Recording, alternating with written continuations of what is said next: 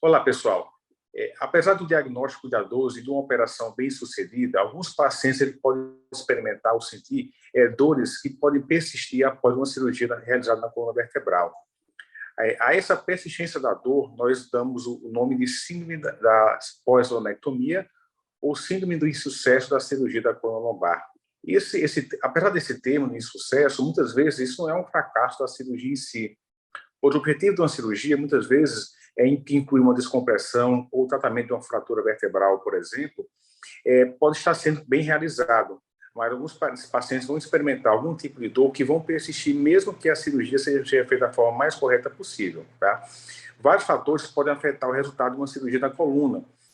Uma das possibilidades envolve que a anatomia da coluna, muitas vezes, é única, e aí pode levar a alterações que façam com que a dor persista.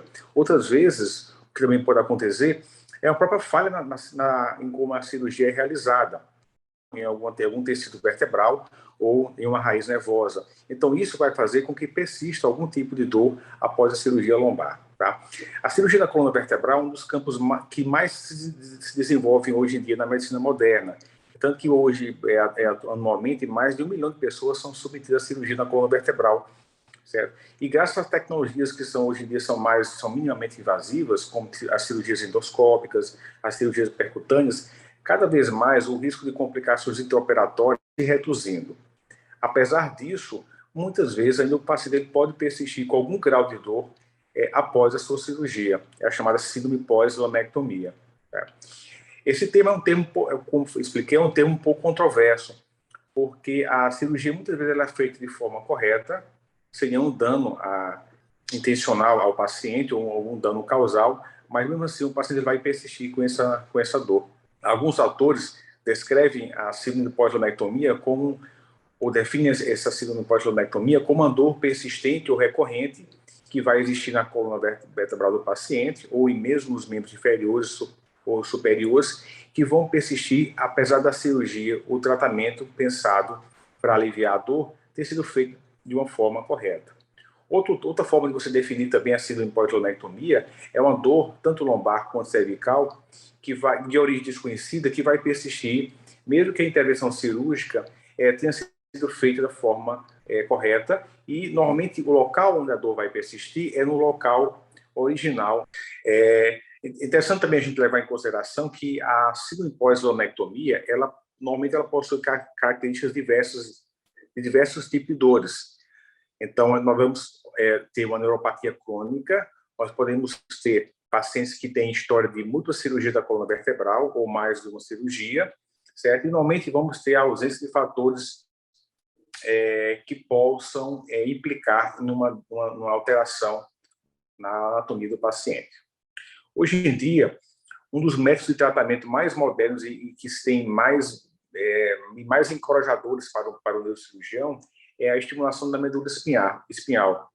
Estudos clínicos que são bastante relevantes, a síndrome pós-lonectomia é uma condição que pode atingir cerca de 10 a 40% de pacientes que são submetidos à cirurgia da coluna vertebral. E essa síndrome ela pode se desenvolver mesmo após 4 anos a 5 anos após a cirurgia primária. O grande problema para esses pacientes é que a síndrome pós-lonectomia ela diminui significativamente a qualidade de vida do paciente e muitas vezes vai levar a múltiplas revisões cirúrgicas, além de dor crônica, depressão, alteração psicológica, muitas vezes depressão, ansiedade e fora também de alterações na rotina do paciente, muitas vezes também com a incapacidade do paciente levar uma vida normal e até a sua ausência no trabalho. Certo?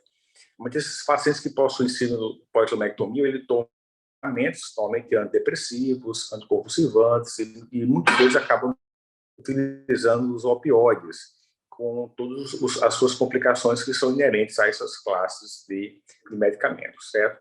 Então, a gente entende que a síndrome pós-lonectomia é um problema tanto médico, mas também social, por comprometer o paciente na sua saúde, mas também na sua vida social e no seu trabalho. Tá? Em relação às terapias que envolvem a síndrome pós-lonectomia, aqui tem sido observado como resultados mais promissores a estimulação da medula espinhal, que é um método que foi inicialmente proposto em 1967 e que vem se modernizando ano após ano, e que atualmente nós observamos que cerca de 25 mil pacientes por ano recebem um implante eletrodo medular para tratar diversas patologias. E uma delas é a síndrome pós-onectomia, que hoje em dia é mais tratada com a estimulação. Alguns estudos realmente apoiam o seu uso para tratamento da dor crônica. Um dos principais estudos foi um estudo chamado Evidência, um estudo feito com 122 pacientes, que mostrou um alívio superior a 50% na dor do paciente, tanto na coluna lombar quanto nos membros inferiores, após o implante do eletrodo medular.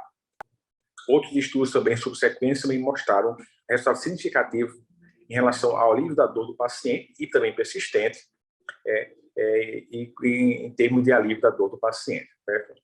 A gente sabe hoje em dia que a estimulação medular é um método também que é efetivo para tratamento de diversos tipos de dores neuropáticas, além da síndrome pós-onectomia, e isso pode ter uma implicância importante na melhora da qualidade de vida do paciente, inclusive na redução da necessidade de analgésicos, de medicamentos, e o que é mais importante também, evitar cirurgias desnecessárias ou a reoperação. Tá? Um ponto importante da estimulação medular é a seleção do paciente. O paciente ele deve ser selecionado da melhor forma possível, entendendo a origem da sua dor, a causa da dor, para ver se esse paciente ele é ou não um bom candidato à estimulação medular. Boa parte dos pacientes vão passar por um período de trial, um teste pré-operatório, que envolve você passar um eletrodo e é conectado a um gerador externo, onde esse gerador ele é ligado e o paciente pode experimentar o que vem a ser o resultado após o implante definitivo. Isso nos traz uma segurança para o paciente de que ele vai ter realmente uma melhora com a estimulação medular após o seu implante definitivo. Hoje em dia, a gente observa que diversos métodos de estimulação vêm sendo desenvolvidos, como a estimulação de alta frequência, a estimulação do tipo burst e estimulação, que são estimulações de subliminares, né? E isso tem levado a uma melhora no resultado pós-operatório do paciente. Além do tratamento de estimulação medular, é importante lembrar que o paciente que tem a síndrome pós-onectomia, ele requer uma abordagem multidisciplinar, que envolve tanto o neurocirurgião, mas também, muitas vezes, a fisioterapia, terapia ocupacional, reabilitação, fisiatria, psicologia, e todo um contexto para que esse paciente possa ter, para ele, o melhor alívio de dor.